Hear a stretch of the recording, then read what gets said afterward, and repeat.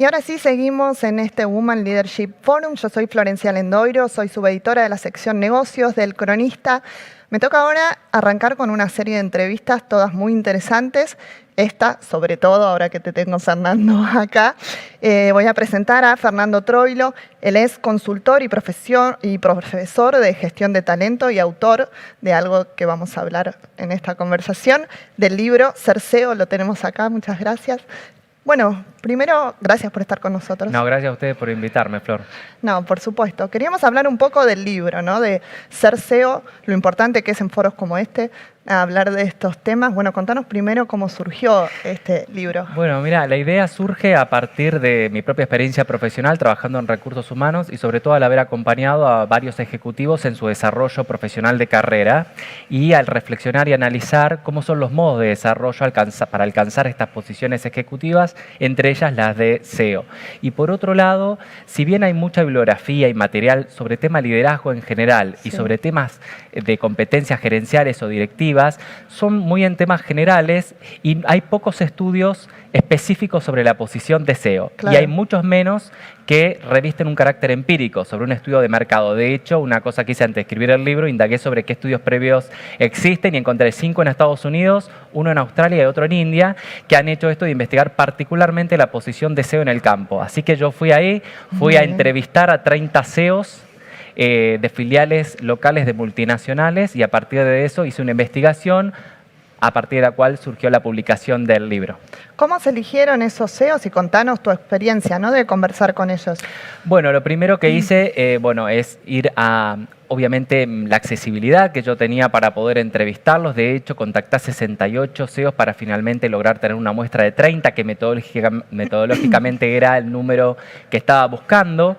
Y traté también de que fueran de diversas industrias, y si bien todos tienen un componente en común, que son líderes número 1 de filiales locales de multinacionales, lo interesante es que también no solamente provienen de distintas industrias, sino también de filiales con distintas dotaciones, que eso también es interesante. Claro, por tamaño de empresa y también por sector. Exacto. ¿Y qué diferencias encontraste ahí? ¿Qué similitudes, no? Porque un poco lo que todos piensan es cómo se SEO. ¿Hay algo en común que tengan de lo que podamos aprender? Sí, lo primero que yo indagué es sobre cuáles son las competencias críticas para desempeñar de manera efectiva esta posición de SEO de número 1, y la principal competencia que surge es comunicación y relaciones interpersonales, como la capacidad no solamente para vincular la organización con casa matriz y el exterior, sino también con el interior, ¿no?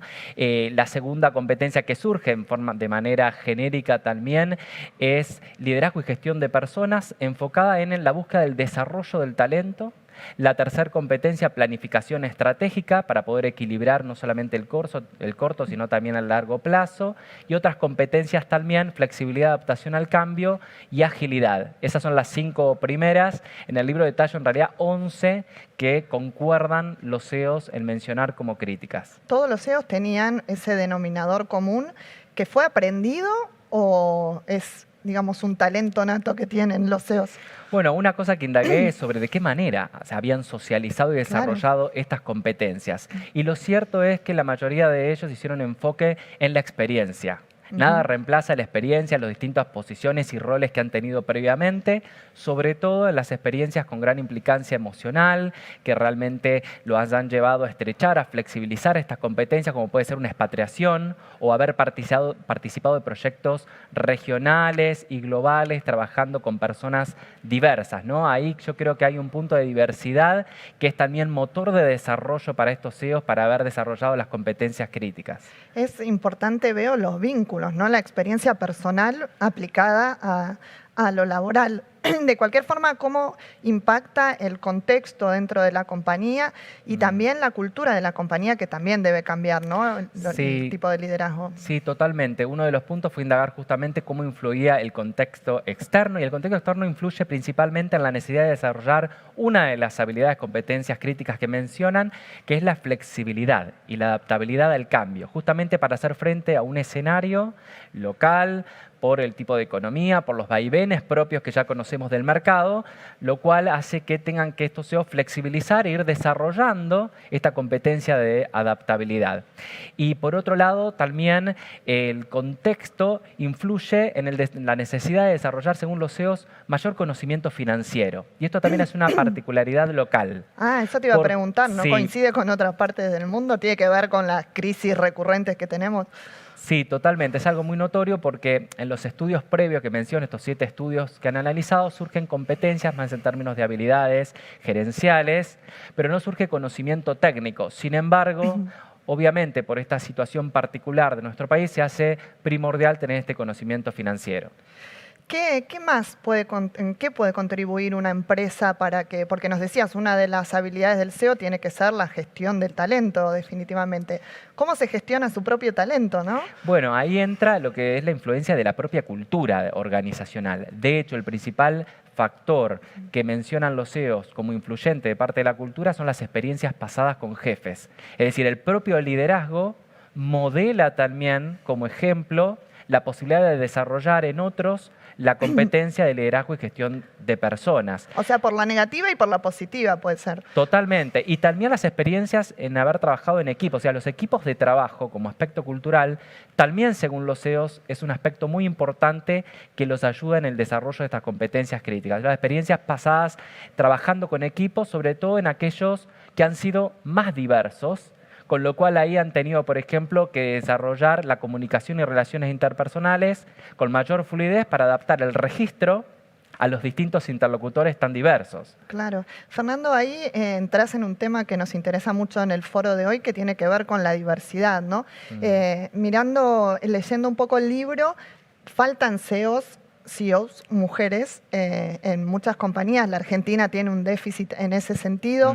¿Qué ves en materia de género? Sí, bueno, el estudio también lo demuestra. De hecho, dentro de los 68 CEOs que yo tenía como accesibilidad para construir esta muestra, solamente un 12%, 8 CEOs eran mujeres por distintos motivos de dificultad en coordinar agenda por parte de estas CEOs mujeres, o no haber respondido, digamos, al mail. No se pudo coordinar la entrevista, pero, por ejemplo, hay otros datos también de mercado. Por ejemplo, el último estudio de Mercer que hace sobre remuneraciones, que ellos preguntan específicamente este punto del género en la posición de CEO, Sí. de aproximadamente 200 compañías que concuerdan con este mismo target, pues son compañías grandes o filiales locales de multinacionales, solamente el 9% están ocupadas por mujeres. Es decir, si bien la diversidad y la inclusión de género es un desafío organizacional en todos los estratos y niveles, por supuesto está más trabajado a nivel general, a nivel de mandos medios, gerenciales y directivos. Puntualmente en la posición de CEO es todavía un gran desafío. ¿Y cómo ves eso en el futuro? ¿Qué puede pasar con la experiencia que tenés al hacer el libro y conocer a los que toman decisiones, ¿no? Finalmente. Bueno, las organizaciones son reproductoras de la realidad social y nosotros estamos viviendo, y todos sabemos, muchos cambios a nivel social. Se están incluyendo, están participando mucho más las mujeres, están levantando también la voz, se están generando muchas asociaciones locales, regionales, globales, que nuclean a mujeres ejecutivas, y eso ayuda muchísimo desde la sociedad y la comunidad para construir también desde las organizaciones mayor diversidad de género, ¿no? Así que yo creo que ese es un punto que viene en crecimiento. Por supuesto, cada cultura y cada país tiene sus propios desafíos. Lo cierto, un dato muy prometedor es que en los últimos 5 años, de hecho yo cito en el libro 5 estudios que hablan sobre el impacto que tienen la diversidad de género en los comités ejecutivos sobre los resultados del negocio, sobre rentabilidad. Eso es interesante, ¿no? Porque las empresas no dejan de mirar esa variable. Así que también yo creo que por una cuestión de Pero poder espera, ¿son atender... positivos? Perdón que te interrumpí. ¿Son positivos tener mujeres en los directorios? Sí, hay una correlación positiva entre la mayor nivelación y equilibrio teniendo mujeres en los comités ejecutivos con los resultados del negocio y con el desempeño del negocio. Esto también tiene que ver con la posibilidad de atender también a un cliente que cada vez es más diverso. Entonces, si el exterior, que tenemos que estar cada vez como organizaciones más conectados para poder atender y poner a nuestro cliente en el centro, si nuestro cliente es cada vez más diverso en todas las aristas de diversidad, no solamente de género, cómo nosotros también desde las organizaciones nos vamos a construir una organización con la diversidad necesaria para atender ese cliente, ¿no? Bueno, en ese camino yo creo estamos transcurriendo y por suerte cada vez mejor. Por lo que decías al principio, los resultados que ves en otros países, en otras regiones, a lo mejor culturas muy diferentes, ¿los resultados que vos tuviste en el libro se parecen? Sí, hay algunos datos que se correlacionan, sobre todo la primera competencia, que es comunicación y relaciones interpersonales, Claro. con otros nombres, también aparece en todos los estudios. Y esto, Florencia, tiene que ver, creo yo, con la misión particular del CEO, que es ese vínculo entre el interior y el exterior de la organización para poder identificar los stakeholders y grupos de interés claves, dónde se va a competir y poder traducir hacia el interior todas esas demandas y cambios del entorno para hacer las adaptaciones necesarias para seguir siendo competitivos en ese entorno que cada vez es más cambiante. Con lo cual, para poder hacer este ejercicio, sin lugar a dudas, se hace primordial tener comunicación y relaciones interpersonales. Aún más, en los escenarios tan complejos y de crisis, tener esta competencia, no solo en Argentina, sino en todo el mundo, es lo que ha hecho que muchos CEOs, por ejemplo, puedan sortear mejor el momento de la pandemia, con un momento de crisis, donde más aún hay que estrechar la competencia de comunicación, Claro. puertas adentro y puertas afuera. Claro, seguro. Este libro es anterior, ¿no? Sí, el estudio lo realicé entre mediados 2018 y mediados 2019. Todas las entrevistas las pude realizar cara a cara, presencialmente. Me tomó un año entrevistar a los 30 CEOs, que la verdad los cito allí en el libro y siempre aprovecho en todos los espacios como este también una vez más para agradecer la gran generosidad que han tenido estos 30 CEOs en haberme dado agenda, una hora de su tiempo para poder sentarme, como estamos ahora en este momento, charlar en profundidad, grabar las entrevistas que luego transcribí y están también presentes en el libro, porque una cosa también que quería es que el lector pudiera de primera mano leer de su y propia escuchar voz, sí. a los CEOs, y después, por supuesto, están mis análisis, los resultados, mis interpretaciones y todas las variables conceptuales alrededor de la investigación. ¿Qué te sorprendió? ¿Hay algún resultado, alguna conclusión que te sorprendió en este análisis? Varias. Lo primero, para decir que más allá de que yo indagué de manera abierta sobre qué competencias estos 30 CEOs creían que son las críticas para desempeñar con éxito esta función, hay algo actitudinal que es un correlato en los 30 CEOs, que es una actitud muy fuerte a poder gestionar y hacerse cargo y líder del desarrollo de sus propias carreras. Sin lugar a dudas, estos 30 CEOs llegaron a esa posición no solamente porque estuvieron en organizaciones que desde las prácticas de capital humano favorecieron entornos de desarrollo y propusieron distintas actividades que los llevaron a desarrollar estas competencias, sino que hubo algo que fue en realidad lo que los ha llevado como un valor diferencial, que es ocuparse de su propia gestión. Ninguno de esos 30 CEOs esperó sentado, levantaron la mesa, pidieron, propusieron, se hicieron cargo del desarrollo de su carrera ejecutiva. Y eso es muy importante. Y volviendo al tema de mujeres, creo que esto también es un aprendizaje.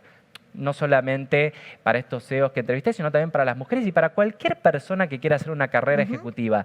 La importancia de visibilizar, de gestionar, de proponerse un autoconocimiento y una autogestión de carrera para llegar a esos espacios donde queremos llegar. Está buenísimo. Fernando, te pregunto para terminar ya, si alguna de estas conclusiones te sirven, y bueno, esto un poco de lo que contabas, ¿no? En materia de diversidad, ¿te sirve para una nueva investigación? Sí, me interesaría sobre todo ahora, por ejemplo, analizar cuáles son los sesgos que hacen que no se desarrollen tantas mujeres en estas posiciones particulares, de CEO. También se podrían analizar aspectos de personalidad y cómo interviene la personalidad en las posibilidades mayores o menores de desarrollar estas competencias. Temas de valores, que me parece también un aspecto central, porque es un aspecto que también puede servir para propulsar el desarrollo más fácil de estas competencias. Así que se abren varias líneas. También, por supuesto, analizar no solamente, como hice en este caso, número 1 de filiales locales de multinacionales, sino también de compañías de pymes, de compañías nacionales medianas, de otros países y empezar a hacer estudios comparativos. Bueno, hay todo un espacio. Este libro creo que trae así una punta como para seguir investigando en Argentina, en la región, y bueno, y con este granito de arena contribuir desde Argentina para las investigaciones sobre SEO en el mundo. Así que estoy muy contento y me está dando muchas gratificaciones, así que feliz de estar también aquí con vos, Florencia, compartiendo.